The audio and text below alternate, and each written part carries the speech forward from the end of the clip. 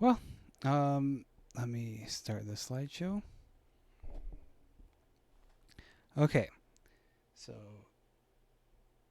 so I do have me in the picture. Okay, so um, hi, welcome to week 5.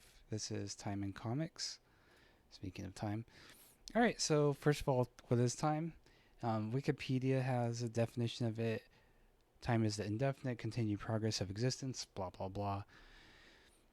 I like the Urban Dictionary definition. Time is the distance between being born and being buried. Time is the seconds you spend laughing, the hours you spend talking, and the lifetime you spend loving. Time is how long you stare into his eyes and tell him you love him. Time is how long you sit in your room crying when he hurts you. Time is how long it takes for you to find someone who cares. Time is moving on. Time, what? Time is what you live off of. Use your time wisely because once it's gone forever. Silly definition, but it's fun.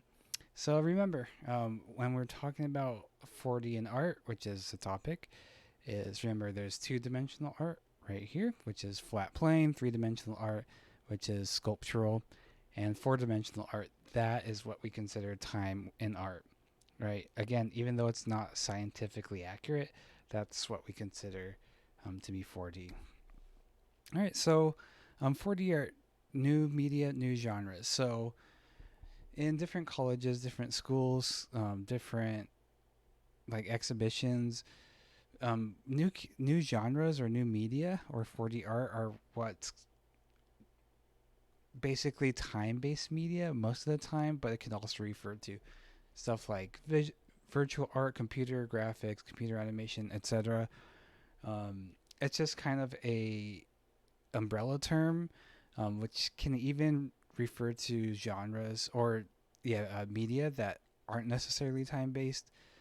These are all kind of weirdly grouped together, and yeah, I don't get it, but I guess it's just an easier way to say all this new stuff that's based on technology, digital technology, right? Because um, everything's a technology. So I'm gonna show you this. So, oops. Where'd it go?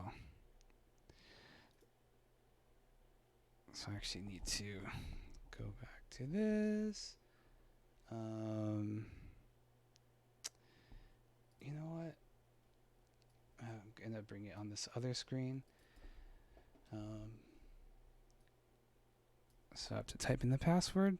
So what this is, it came out this last week. It's called Retro Brew, and what is essentially a digital magazine that talks about retro meaning old games, and brew short for homebrew, meaning games made for old systems currently being made that aren't licensed by the manufacturer or whatever. So people just making their own games on old systems. So this is a cool example of new media for the art where it's it's moving, right? It's a magazine, which also exists in print form, obviously not moving, but this is a cool way of incorporating time and motion within what's normally a static medium. So this is something obviously that couldn't exist like 500 years ago, right? So yeah, this is just one example of amalgamating a bunch of different media into one piece of artwork because there's writing, there's images, there's video games, there's comics, um, there's a comic here. So yeah, it's just a really cool example of what you can do within this quote unquote new media, new genres. And one of the biggest ones we have is video art.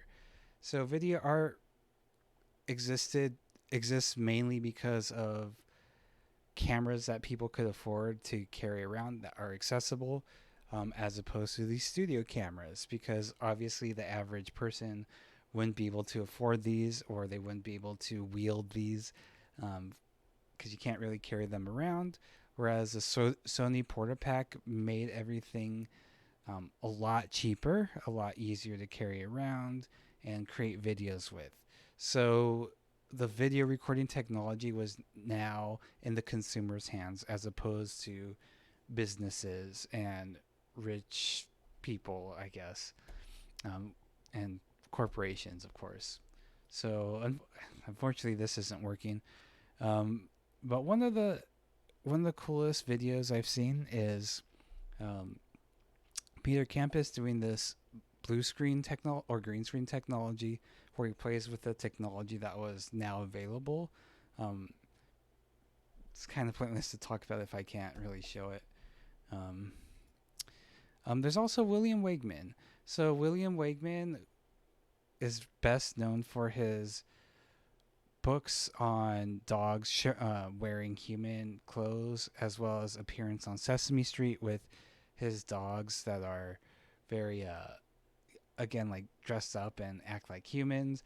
But he did a lot of video art during the early stages of it. So these videos, which I'm not really gonna show, um, he does a lot of really funny stuff. But a lot of it is based on semantics, which is a form of, like, basically symbolism, how we interpret language, and meaning and expressions and expectations, and why it's basically the study of why things aren't abstract. Like right now, it doesn't make sense. He's holding up a stick, right? And then he's holding up a finger. Um, if you hear this, it'll make more sense. And when you listen to it, it becomes kind of funny because he makes parallels between living objects, his finger, and a stick. And he has a fire with a fire, or a flame with a fire chief thing. So kind of like he likes to play around with language and expectations. And when you expect to see something, you should expect something else in association, but he kind of breaks those associations. So he's a really funny artist. Okay.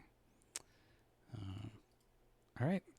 Another artist that I really love, and it took me an hour to find, is Nathaniel Dorsky. So all of his works, unfortunately, they're only available to view in theaters where you can rent his film reels. So he's basically making his videos only available to in the specific context of a theater.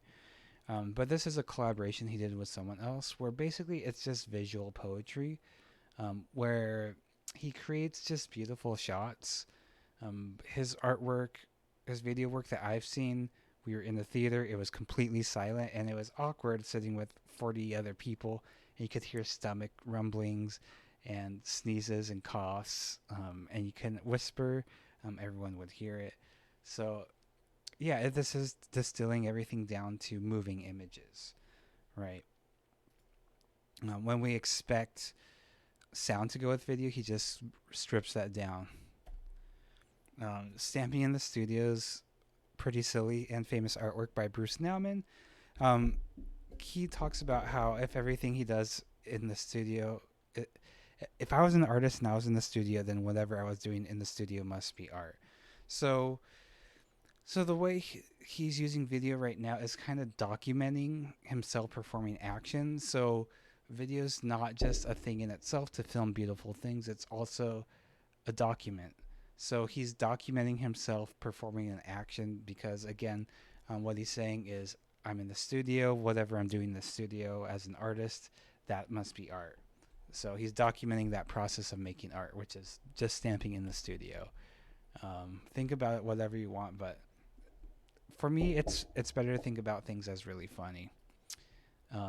So this is IB Area by Ryan Trekarton. This is one of my favorite videos that I've never seen the whole thing of. You can see it'll get like a very extremely like hard to watch. Just using all the effects and all zooming, and it's even better with sound. So this is a reflection of reality TV. This was made in 2007, which pretty much dates it quite a bit. But in this story, these two people are scouting these girls to be in a reality TV show and trying to make their life more interesting. And this is them applying for it, I think. So yeah, this is basically thinking about imagery when it comes to video and TV and how that's presented. And this is so heavily edited that it really shows how things are edited in a way that it only shows what the video editors, the producers want you to see, right? So it's a very, very silly, ridiculous way of showing that facade that not everything's real in TV, obviously. This is another one that I'm not going to show. It's a very body horror. It's Rubber Johnny by Chris Cunningham and Aphex Twin. So Chris Cunningham creates a lot of surreal, weird videos. And Aphex Twin's a very weird electronic artist. And this is a video that's kind of a music video and just kind of a standalone video. Is it video art? I don't know. Is it a music video? Kind of. So it's something to kind of ponder, like, what is a music video? Does that count as video art, or is it commercial product? Who knows? So it's kind of hard to, again, like everything else, it's kind of hard to define exactly what is the bounds of a specific medium. What is video art? But that's an entire class we can talk about. Summary of video art right there. All right, moving on to animation. So everyone's familiar with animation. Here's a few examples. Traditional animation. Okay, so I think I'm going to make my screen a little bit smaller. Or make myself. There we go. Traditional animation. I'll move closer.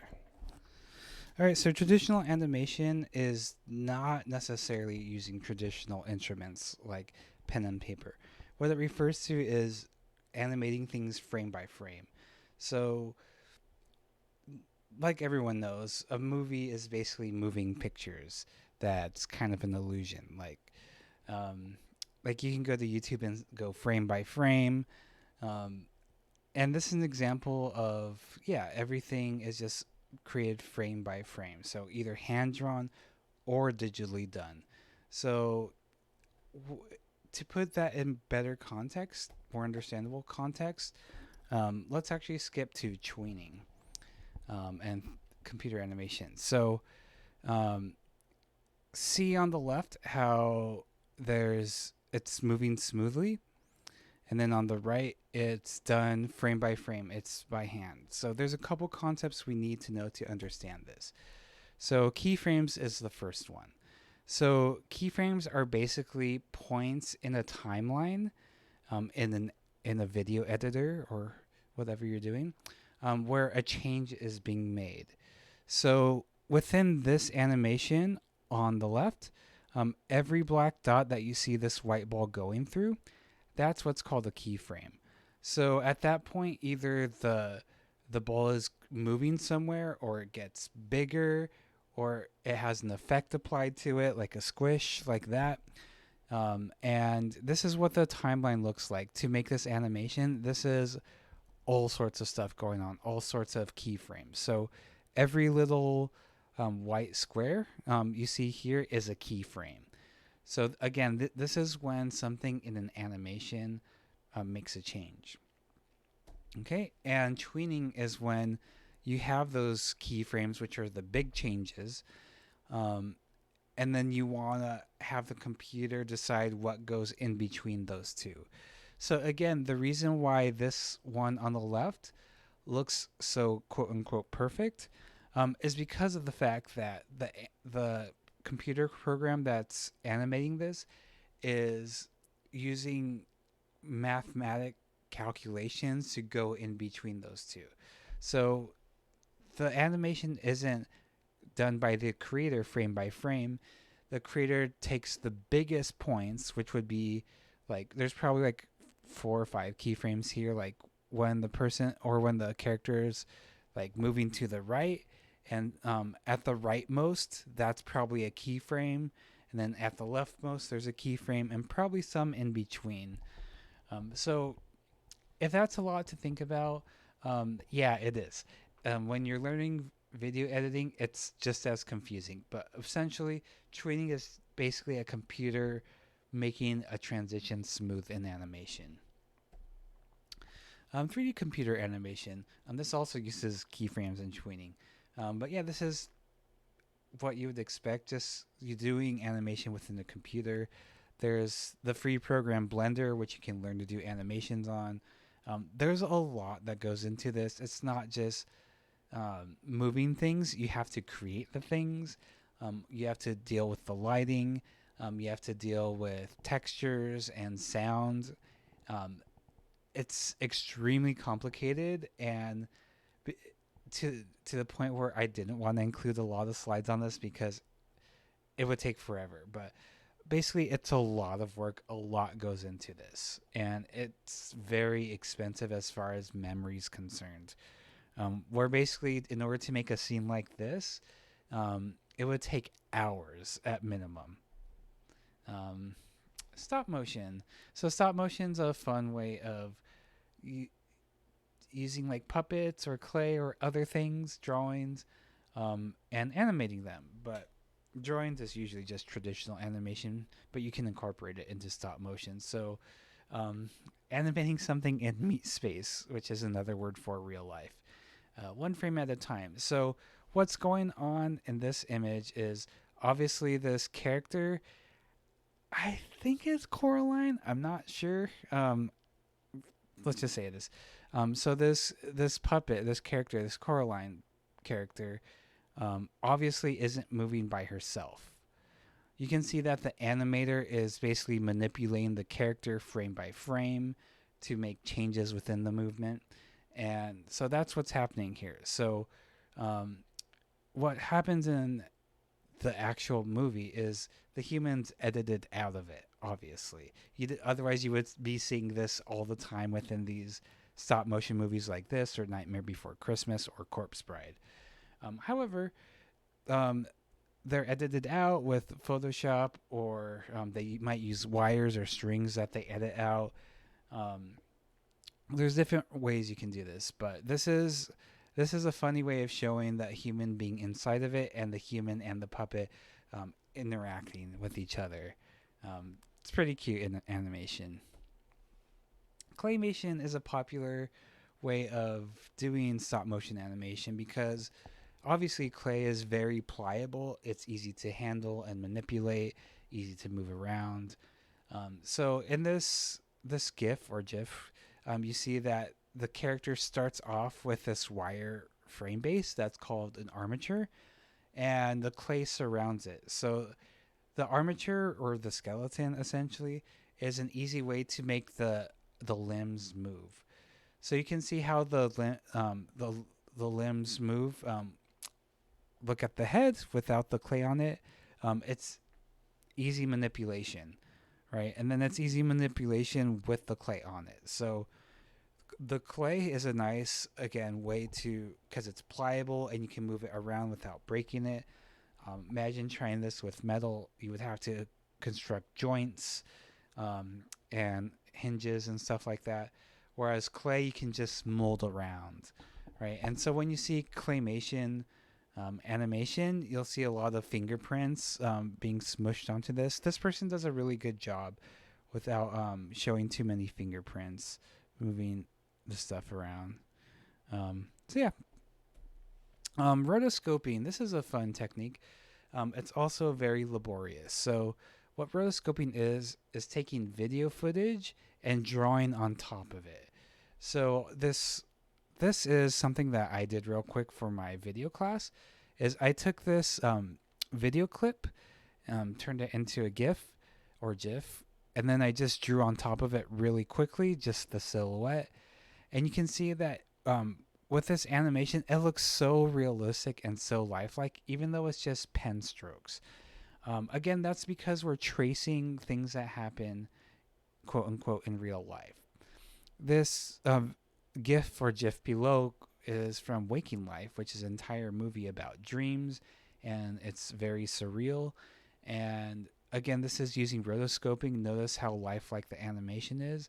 It's so it has that weird, uncanny feeling of this is human-like, but not, but it's actually not. A Scanner Darkly is another example of that. And if you know the game Prince of Persia from '89, that uses rotoscoping as well. Stop motion and video. So the reason you would so this on the right shows a good example of what you can do with stop motion using still photos.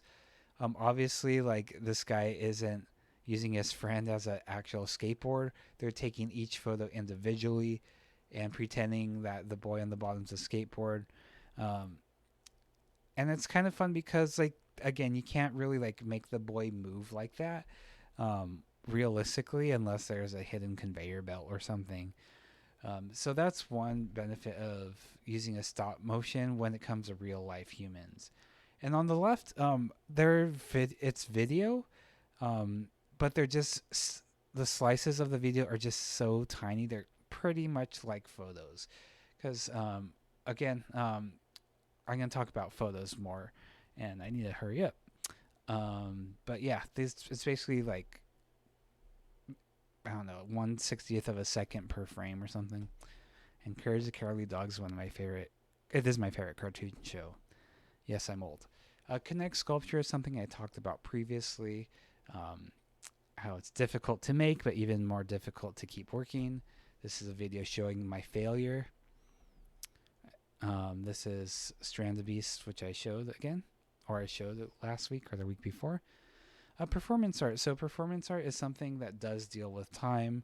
A lot of performance art deals with action, duration, the artist's body.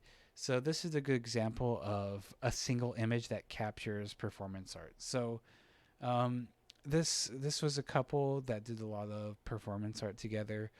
Very dangerous. Don't try this at home type of thing. Where it's basically this is called Rest Energy, where Marina Abramovich, who did the famous "The Artist Is Present," relied on her ex-partner to hold this bow and not shoot her and kill her. Right. So although this is a photo, it's a documentation of something that had to exist within time, because they could have just done this for like a pose and that's it. But I forgot how long they did it, but it was a lot longer. Um, and this is Relational Aesthetics, which is a really weird. Most of the time, it's kind of hoity-toity and kind of honestly kind of pretentious way of doing community service and doing it in the gallery and thinking and like kind of considering yourself as a very generous artist. In this case, my online friend Neil Daigle Oriens. This case, this was called conversion therapy, where it was the opposite of that. He sort of like talked about being queer, being gay, and what that means, and try to make an inviting space to it. So it's some sort of kind of community building, usually more artistic. If it's something like this, I think it's pretty cool though. Video games. So this is another medium. Since it's interactive, does that make it 5D? I don't know. We're going to be talking about this next week. And I decided to provide the perfect example of a standard video game that we would see every day. Algebra action. Movies, another medium. However, just like I said early in this term, that's something we're not going to talk about because it has its own field of study, and I'm not educated on it. I've only taken a couple of film classes, and it's really cool stuff. But yeah, it's a whole nother field. And this is the oldest surviving film in existence. Moving, exciting, I know.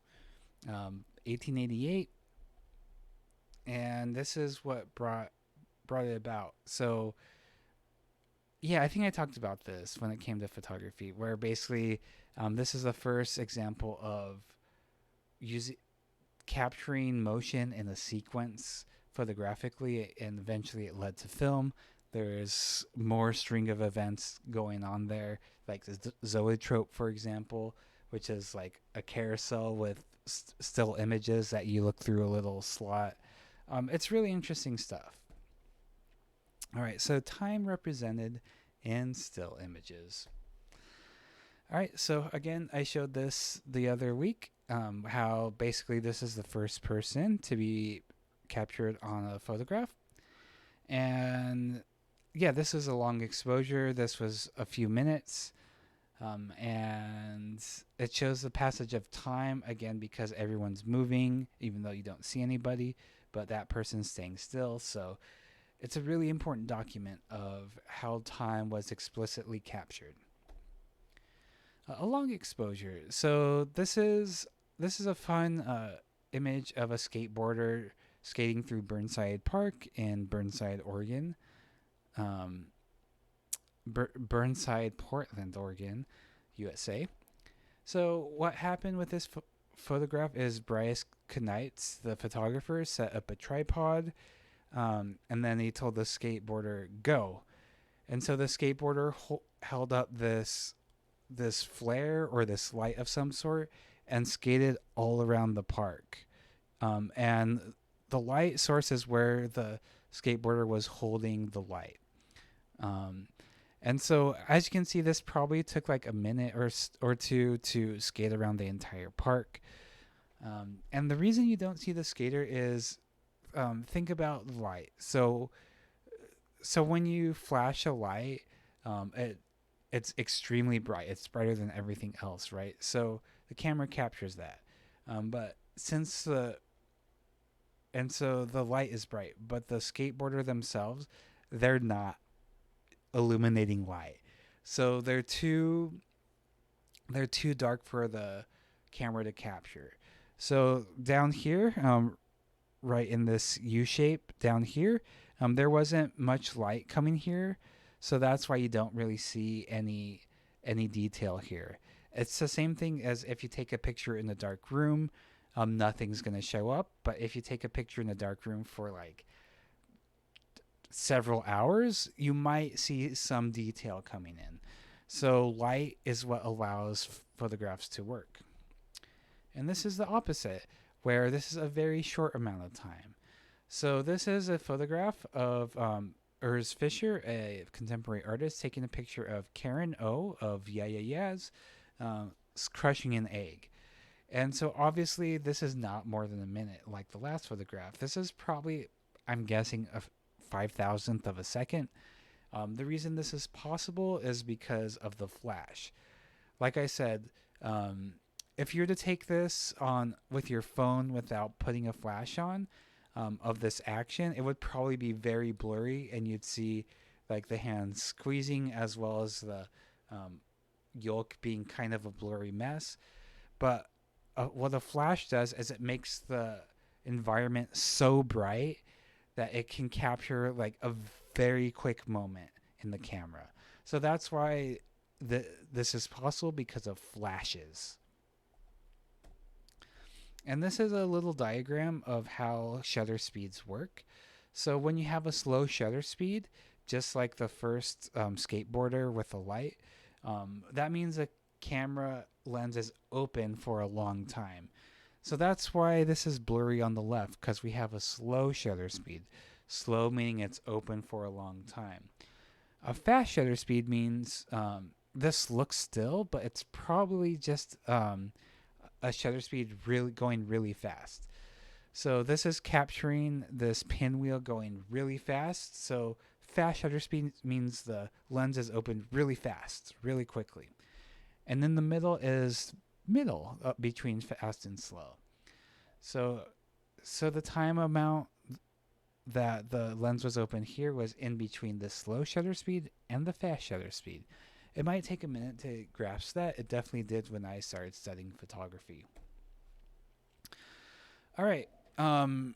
So this is Dynamism of a Dog on a Leash by Giacomo Baya, I think, 1912.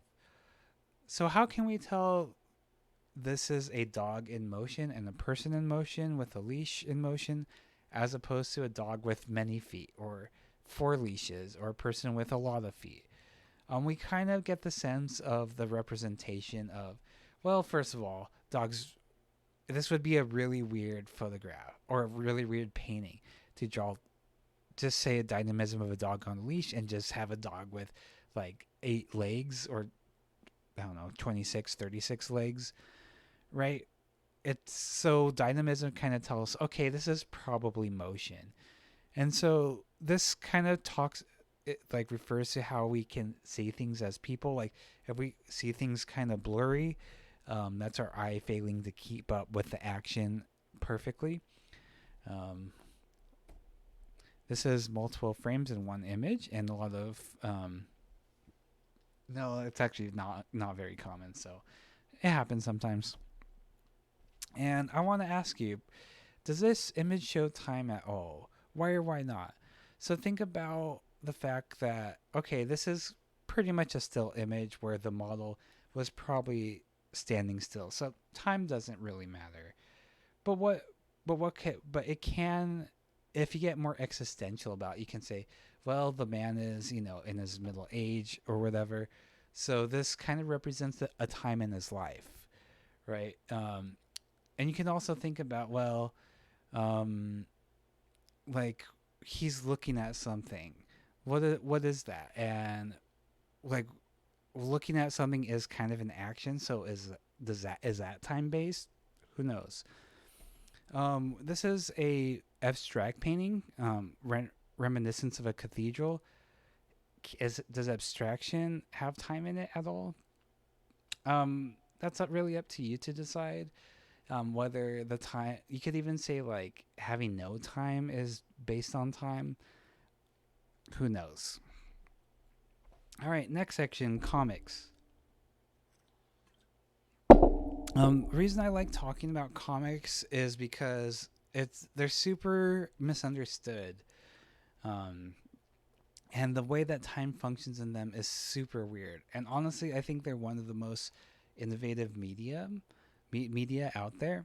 There's a lot of cool stuff being done with it. So, what's the definition of a comic? Again, here's 4 different definitions. It's a medium that uses images with text or visual information. It's sequential art. Will Eisner says that.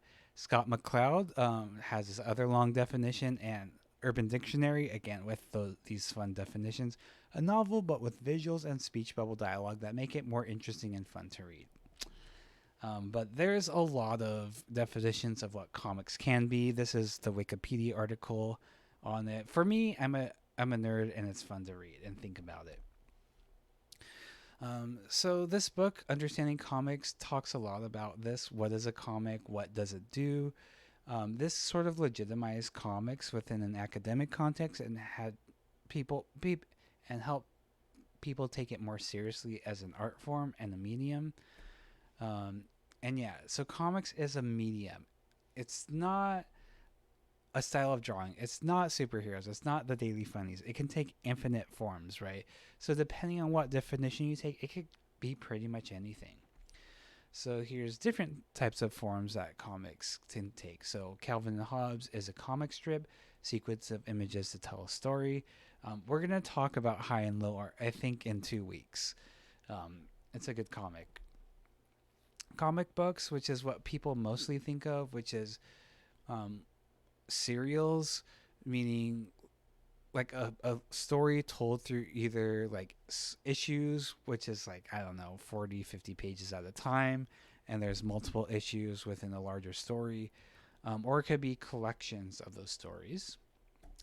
There's also graphic novels. So a graphic novel is essentially a novel, but without that is primarily graphic. So there's also the idea that graphic novels are a quote unquote pretentious way of saying comics. And some people do kind of use it as trying to say like I'm better than comics, right? They want to think of it as higher, but mostly I would say graphic novels is an extremely useful term for differentiating between like an actual novel that's told through the medium of comics, as opposed to like these serial issues, which are different forms of literature. But they just use comics as the medium instead of text. Manga is Japanese books or comics. They usually have an anime connected to it. I'm very much not an expert in this field. a comic that exists primarily on the web. This is interesting because there's a lot of different things you can do with the technology of the web, of the internet. God, I sounded old. There's a whole book by Scott McCloud called Reinventing Comics that's about this. However, most of the comics nowadays are after 20 years of trying things out on the internet. They're mostly just comics that just happen to be on the internet. There's usually not much involved with like using moving images or using sound. A lot of it's just static comics. Sometimes they do utilize alt text, which is when you hover your cursor over the comic, it'll pop up with some extra text. Okay, next slide, please. There you go. This is a contentious thing. So some of the definitions of comics say that they have to have a sequence of images. And by that definition, one panel quote unquote comics don't count. They would be considered gag strips, editorial cartoons, or political cartoons in those terms. However, some people do consider this to be comics, just like it's all just comics. It's fine. We don't need to have the strict definition. So it depends on whether you're very much sticking to the definition, or you'll allow different definitions, what you'll call one panel comics. So this is from 11th century about the Bayeux Tapestry. This tells a story in a sequential order. Is this something that you personally would consider to be a comic? To me, it has all the aspects of comics where there's recurring characters that happen in different quote-unquote panels. And a story is being told in a linear fashion. It's just that there's no like direct panels between each thing, right? So like there's a lot more going on than just this image. But like you could consider this a panel, you can consider this a panel. Maybe this is even broken up further. So it really depends on how you see it. And another common example is the Stations of the Cross that are in churches, which are made of stained glass. So if you're not familiar with the Stations of the Cross, they're basically telling the story of Jesus being crucified through 12 different keyframes or important points of that journey. I think the first one is being like sentenced to death by Pontius Pilate or something like that. I can't remember his name. It's been a long time. And then the final one's him rising out of the tomb, I think. Yeah, I don't remember this stuff very well. But yeah, so would you consider this a comic or not? One of my students said that they wouldn't necessarily consider this a comic because comics to them are something that should only be read individually by a single person, whereas this is just more of an artwork that happens to be sequential. So it's really up to you to decide what you think is a comic or not. Okay. So I think I might be going too fast. All right, so comics versus cartooning. So this is one of the most important things to know about comics. It's that comics isn't the same as cartooning. So cartooning, like it says on the right, is a type of illustration that simplifies form. So again, cartoons can be static. This is a good example of a cartoon because it's only one panel. You only see this one cute little bear holding a drink in an ocean, blah, blah, blah. And, well, actually, that's kind of a scary... He's next to a deserted island. That's kind of scary. Poor guy. But we can see that this is a bear, right? Even though it doesn't have all the fur, it doesn't look realistic. They're just kind of shapes, like these yellow fluffy shapes with these dark blue, navy blue lines that kind of represent eyes here, a nose and a mouth, and ears, etc. So cartooning simplifying forms into more symbolic structures. Again, this is something that Understanding Comics talks about, simplifying forms. So you could have extremely hyper realistic drawings and put that in sequence, and that would be a comic, right? Or you could have photos, for example. I would say pretty much everyone would consider this to be a comic, um, because it has a structure that we think about, which I'll get into pretty soon. So comics is a medium again. So this is still a comic, even though it doesn't have cartoon drawings. So that's something you want to differentiate between cartooning and comics. Another aspect is comics versus comic. So comic implies that it's funny, comic. But comics don't have to be, again, because it's a medium that can hold many different meanings. So this is an example of Anders Nilsson, who talks about his wife who passed away and their adventures together. Um, I haven't actually personally read it, but I love his work. And yeah, so this is a comic that deals with serious stuff. Doonesbury is actually a very good comic, especially around September 11th, 2001, um, where it talked a lot about the war. And a lot of the strips back then were very serious and tackled that issue, and they didn't have to be funny, right? So sometimes, like Loss, if you're familiar, sometimes comics aren't funny or they're unintentionally funny. Okay, so here's elements of comics. Illustration. If there's no illustration, it's simply prose. This is a very dark comic, obviously. So if it's just so, I will say, when it comes to comics, the text is usually drawn, meaning that the person takes care to letter them very well. You can see that this is not just regular writing. So let's say we had these panels, but there was no text. Sorry, there was no illustration. It was just text that said, "Barb, is that you?" and all of these. It would just be prose. Prose meaning just simply writing in a non-poetic form. So this is an important element of comics. Otherwise, you're just writing poetry or prose or whatever. Text is an important part of this.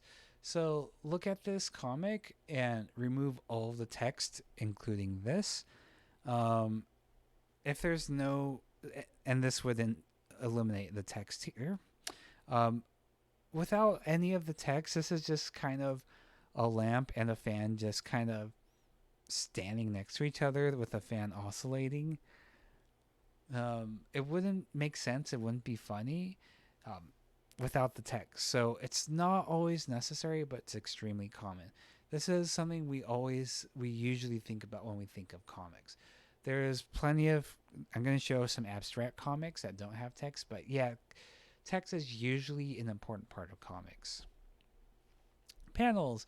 So panel is an individual unit within a comic. The relationship with time is very weird, which we'll talk about, but yeah, they're units within a comic, and they all have their own definition of time. Here's unusual uses of panels. Here's Whim, which a lot of the artwork was based on playing with panels, the idea of what a panel is, what it can be. A lot of fun. The gutter. So the gutter is a necessary part of comics because this is where the reader inserts themselves. This makes comics a little bit more interactive. So the gutter is technically the space between panels, but what it represents is something more. So think about this illustration where this guy with an axe seems to be swinging his axe in a position, getting ready to swing it down on this person, where it says, "Now you die," and this guy says, "No, no." And then we see this. So most of us will probably assume that this guy chopped this guy with the axe, right? But think about, nothing actually happens here. It's just this and this. Yeah, this could just be like one instant moment. This could just be like 10 years from now where someone's just screaming. Maybe it's like someone waking up. Maybe it's this guy waking up from a dream. We don't know. But so the gutter is powerful because that's where you come in. That's where your imagination comes in. if we had unlimited panels, like frame by frame, we would just be making a movie or an animation. So the gutter is a necessary space between panel to show, to help bring the viewer into it. This is another example of where gutters are necessary. So read this on your own, but basically are these three different pictures of chocolate gorillas, and then a random chocolate milk here, or is this like a sequence of this gorilla melting, right? So panels create the action in the viewer's brain. All right, the way speech occurs in comics is interesting. So from the top to bottom, we have the speech bubble. It's not technically a bubble, but that's what we still call it, is when someone within the universe is speaking and people around them can hear, at least in theory. The second is a thought bubble, where someone within the universe, within here, this environment, is thinking something, but is only visible or only hearable, quote unquote, to the person and the reader. This person right here can't hear this person think, uh-oh. And then here's the caption. The caption exists outside of the universe. And so none of these people can read this. And this is only between the artist, the comic artist, and the reader.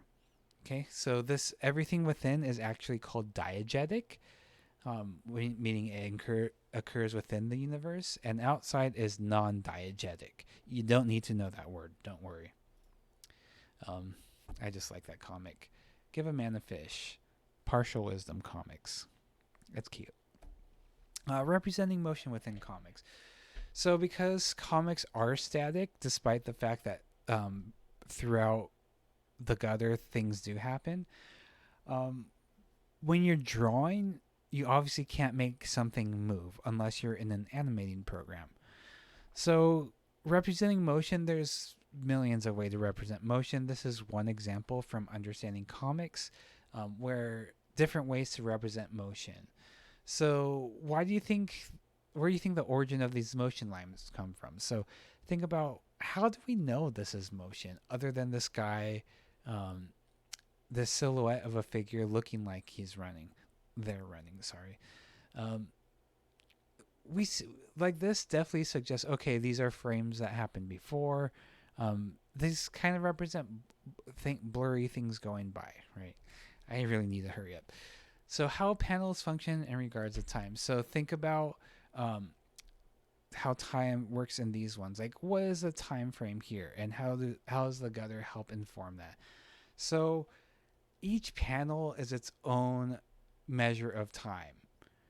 So this could actually be like an hour. It could be a millisecond. This could be an hour, but it's very likely a millisecond. Who knows how long the cops have been talking to this piano, right? So yeah, think about every comic within its own position of defining how much time it is passing by. So this panel is really trippy because the flash is like 1/60th of a second. Like this sentence right here is a much longer time. Think about, and this kind of happens in sequence from left to right, and how this is one panel and all these things are happening. This can't happen in real life. So comics does this really weird thing of compressing time and expanding time in the same panel.